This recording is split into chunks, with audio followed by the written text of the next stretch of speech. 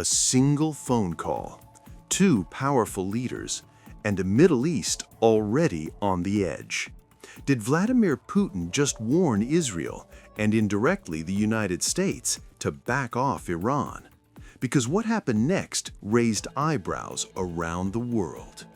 Late Friday, the Kremlin confirmed that Russian President Vladimir Putin spoke directly with Israeli Prime Minister Benjamin Netanyahu. The topic? The Middle East, and more specifically, Iran.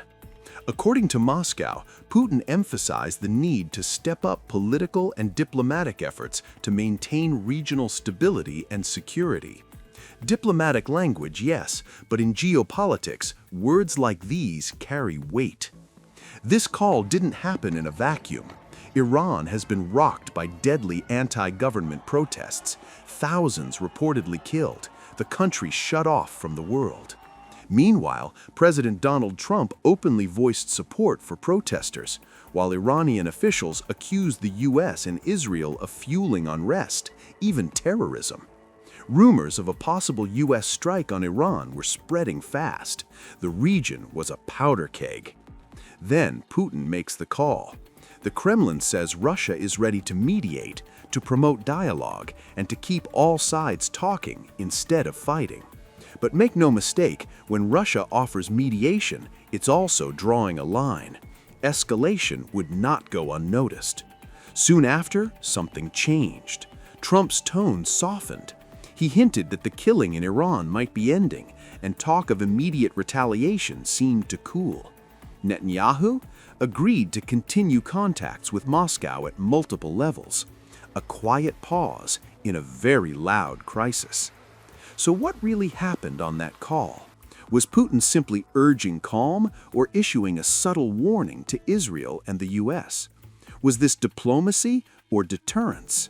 Because history shows Russia does not stay silent when its interests are on the line. Did Putin just help stop another Middle East war? Or is this only a temporary freeze before something bigger?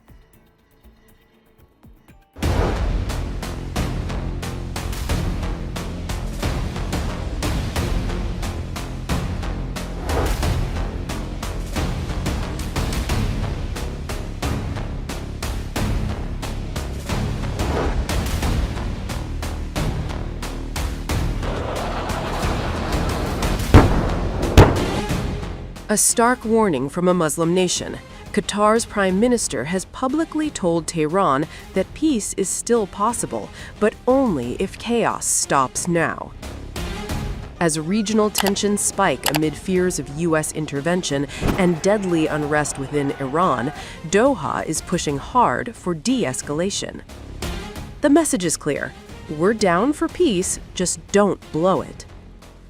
Qatar's Prime Minister Mohammed bin Abdulrahman Al Thani reaffirmed Doha's support for de-escalation and peaceful solutions in a phone call with Iran's Foreign Minister Abbas Araghchi on Thursday. Qatar urged Iran to focus on regional stability and avoid actions that could trigger wider conflict. Doha's remarks come amid mounting anxiety across the Middle East, where many governments fear a broader conflict if tensions worsen between Iran and the United States. Qatar has stressed that diplomatic solutions are essential to bolstering regional security. The call coincided with fears of potential U.S. strikes against Iran as protests continue inside the country. President Donald Trump has publicly weighed options if violence persists, keeping regional capitals on edge.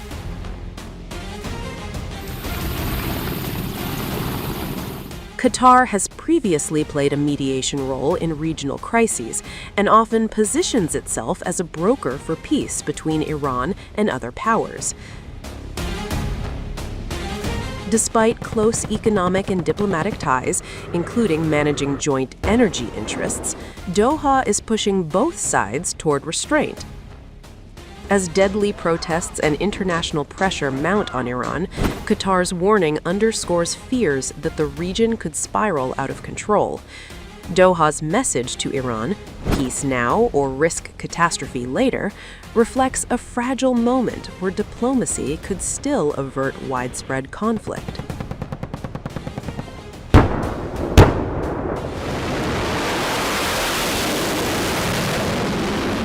What if the next U.S. war doesn't start with an invasion, but with a menu?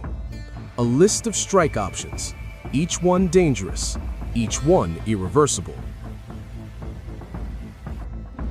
Welcome to Trump's Iran strike menu. As tensions rise between Washington and Tehran, the Trump administration is reportedly weighing military options against Iran. No boots on the ground, no full-scale war, at least not at first. Instead, precision strikes. But every option comes with a price.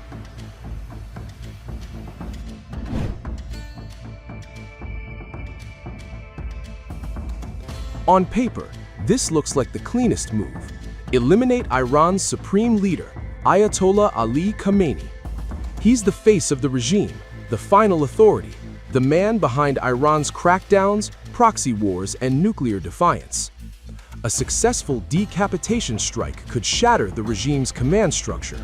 With protests already simmering, it might accelerate internal collapse. Just like the Soleimani strike in 2020, it could disrupt Iran's external operations overnight. But Khamenei is heavily protected and constantly on the move. Any strike near Tehran risks massive civilian casualties, including protesters. And instead of weakening the regime, it could unite Iranians against a foreign enemy and justify brutal retaliation.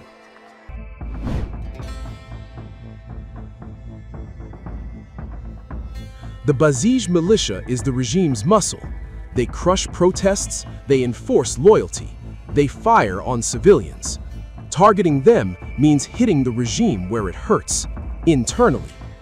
This weakens Iran's ability to suppress dissent. It sends a message of support to protesters, and it avoids targeting civilians directly, at least in theory. Basij units are embedded in neighborhoods. Collateral damage would be inevitable, and Tehran would spin it as a foreign invasion. Retaliation wouldn't be conventional. Cyber attacks, proxy strikes, terror operations.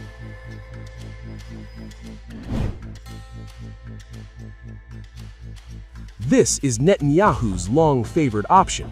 Strike Iran's nuclear facilities, Natanz, Fordo, before Iran reaches the bomb. U.S. intelligence warns Iran could be weeks away under worst-case scenarios.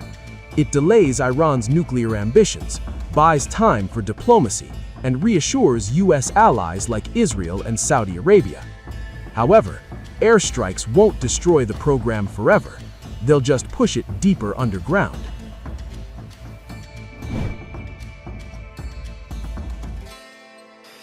This one doesn't target soldiers or scientists. It targets money. Karg Island handles nearly all of Iran's oil exports. One strike and Iran's revenue collapses. No oil money means less funding for repression and proxy wars. Economic pressure could trigger massive unrest, potentially even regime collapse. And here's the brutal reality. You can cripple Iran, or you can protect the global economy, but you can't do both. Every strike risks escalation. Every restraint risks Iran going nuclear. With protests raging, with proxies active across the Middle East, and with nuclear timelines shrinking, the next move could reshape the world. This isn't just about Iran. It's about how much chaos the world is willing to risk.